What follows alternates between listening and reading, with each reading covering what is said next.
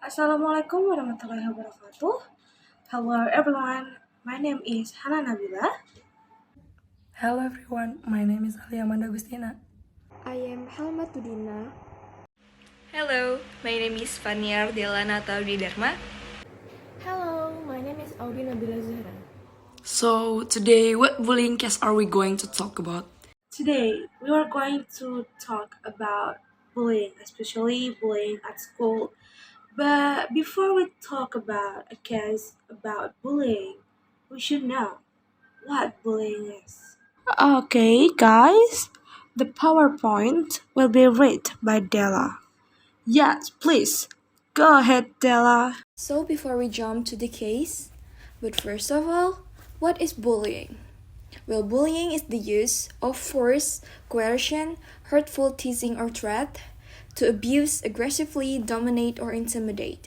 The behavior is often repeated and habitual. Bullying of any form or for any reason can have immediate, medium, and long term effects on those involved, including bystanders. Single incidents and conflict or fights between equals, whether in person or online, are not defined as bullying. And what causes bullying happens? Well, it can be in the form of body size, physique, communication skill, gender, or even social status. In addition, there is an abuse of power imbalance for the interest of the perpetrator by disturbing or isolating the victim. And there are a few types of bullying. First, physical bullying. Second, verbal bullying. Third, social bullying. And next, cyberbullying. And how bullying can affect the victim. Bullying affects people in many ways. It can impact on their self-esteem, emotional well-being, education, and life outside of the school.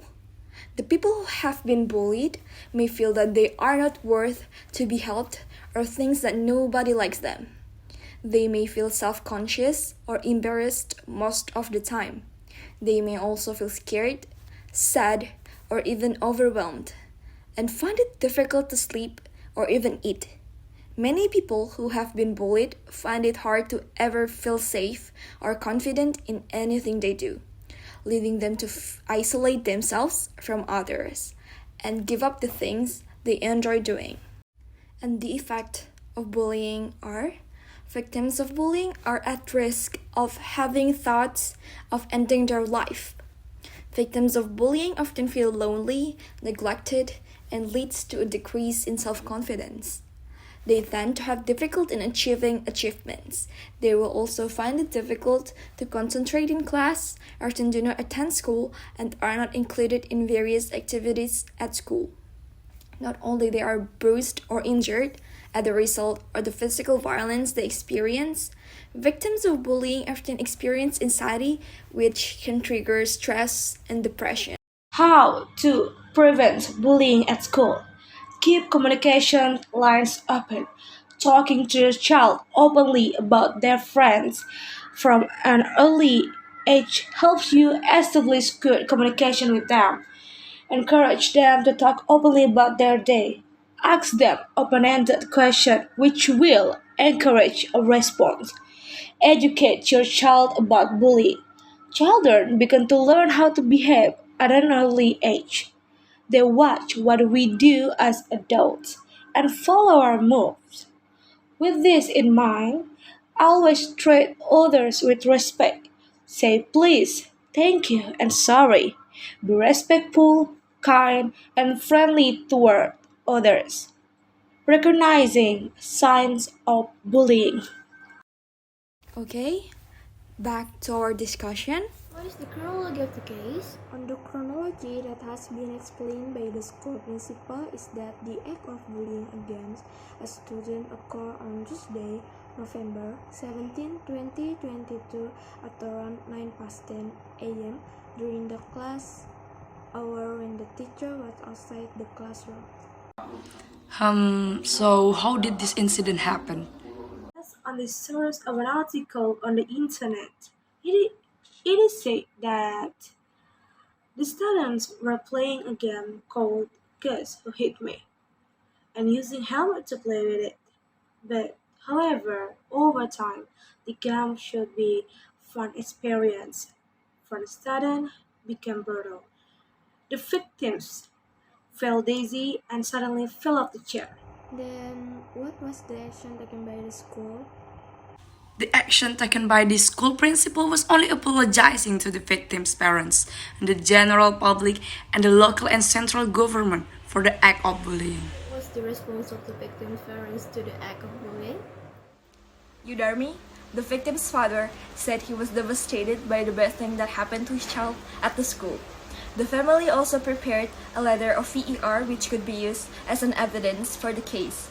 Another response from Yudarmi, when asked about mediation between the victim and the bullies, Yudarmi reviews the mediation and was willing to take a legal action against the bullies.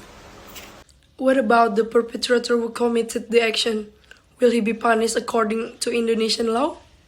Under the legal process in force, this case is still in the process of being handled.